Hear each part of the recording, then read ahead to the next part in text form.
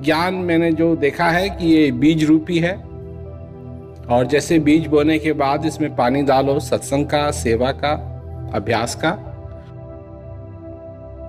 तो ये और फूलेगा और फलेगा।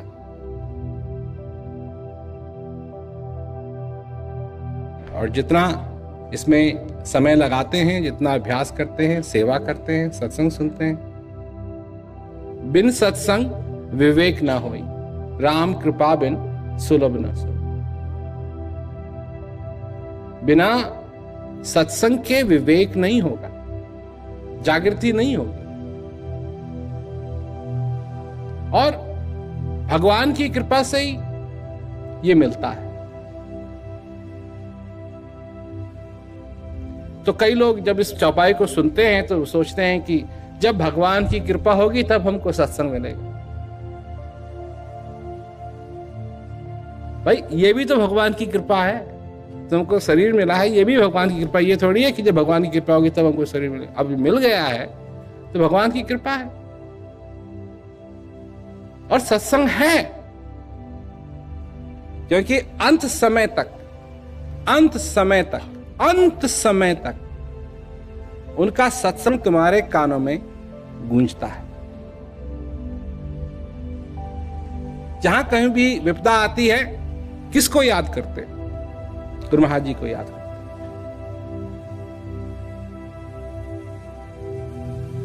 जब कभी भी संशय होता है, गुरु महाराज जी को अगर याद करोगे तो वो संशय भी भाग जाए। सत्संग है, तुम्हारे जीवन की बात है, तुम्हारे हृदय की बात है, तुम्हारे कल्याण की बात। सत्संग सुनो, विवेक हो तुम्हारी जिंदगी के अंदर, तुम जागो, सोचो, समझो और आनंद लो। जो इस जीवन का आनंद है वो तुमको दोबारा नहीं मिलेगा। ये जीवन दोबारा नहीं मिलेगा। अब यहां लोग बैठे हुए हैं जो उनकी धारणाएं हैं कि फिर हमारा जन्म हो। आज तक इस बात का सबूत किसी के पास नहीं। हां, छोटी मोटी कहानी घड़ लेते हैं लोग, कभी अखबार में आ जाता है फला फला पैदा हुआ और उसको ये याद है, उसको वो याद, पर सबूत कुछ नहीं। ये मिला है, इस मिट्टी से उत्पन्न हुआ है और इस मिट्टी में जाके इसको मिलना है। और सत्संग से विवेक होता है। सत्संग से जो कुछ भी इस दिमाग के अंदर जाले पड़ जाते हैं मकड़ियों के, सत्संग उनको खत्म करता है। तुमको अच्छी तरीके से मालूम है, तुम्हारे घर में अगर तुम झाड़ू ना दो, पोंछा ना दो, साफ ना करो, तो क्या होगा तुम्हारे घर में? गंदा नहीं हो जाएगा? मनुष्य के साथ भी यही बात है, मनुष्य भी गंदा हो जाता है। क्या स्पष्ट है, क्या साफ है, क्या उसका लक्ष्य है, क्यों वो यहां आया है, क्या वो पा सकता है, क्या हासिल कर सकता है, सच्चाई क्या है, ये सारी चीजें सत्संग में ही मिलेंगी। और सत्संग होना चाहिए समय के महापुरुष का। तो इसलिए 3 चीजें हैं, सत्संग सुनो, सेवा करो और अभ्यास करो। आनंद लो, अपने जीवन में खुश रहो, खुश रहो। तुम्हारे जीवन के अंदर अगर विपत्ता आए, दुख आए, तो याद रखो कि जब तक ये श्वास आ रहा है, जा रहा है, भगवान तुम्हारे पीछे है।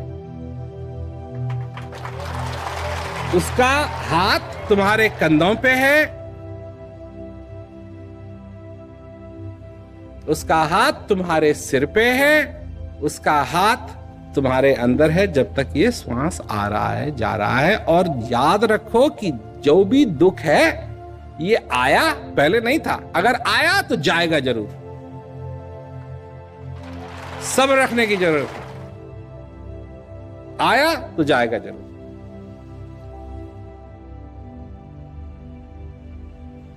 और सुख, उसके साथ भी यही बात। अगर सुख आया तो वो जाएगा जरूर। इसलिए सुख में क्या करो? सुमिरन करो, भक्ति करो।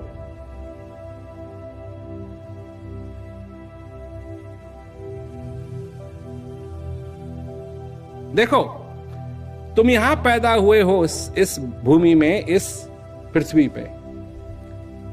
यह है कर्म भूमि, यह है कर्म भूमि। यहां कर्म करोगे। अगर तुम कुछ भी ना करो तभी तुम कर्म कर रहे हो। ये ऐसी भूमि है, ऐसी धरती है, कर्म भूमि है। ये कुछ ना करोगे तभी कुछ कर रहे हो। अब सिर्फ बात यह है कि सबसे बढ़िया कर्म क्या है, और सबसे बढ़िया कर्म है भगवान की भक्ति। तो अगर करना है कुछ तुमको, पहले सबसे पहले भगवान की भक्ति, उसके बाद सब कुछ और। समझे ना? उसके बाद सब कुछ और।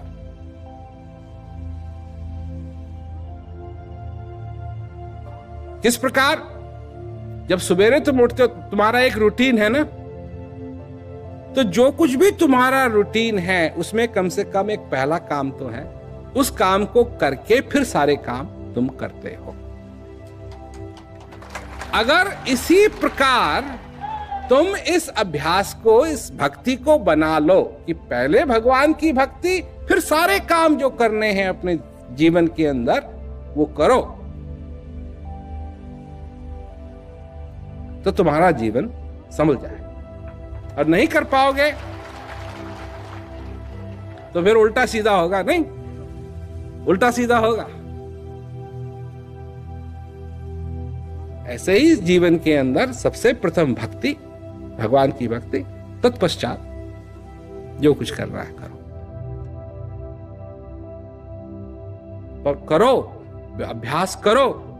यह बहुत ही सरल चीज है, बहुत ही सुखदायी चीज है।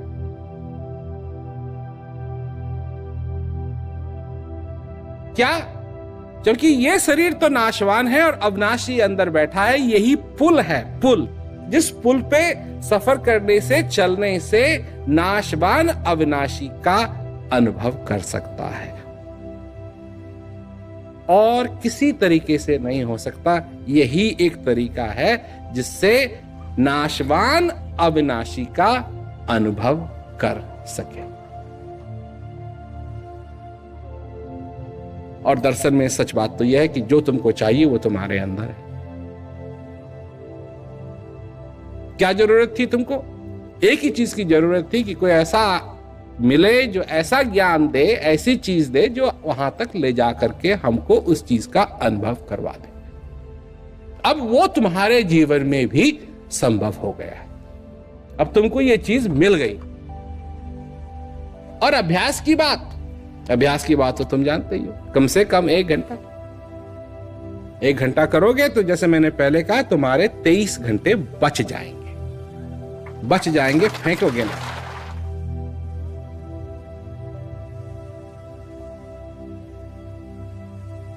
तो समझने की बात है, समझने की बात। तो करो और आनंद लो, इस ज्ञान का आनंद लो।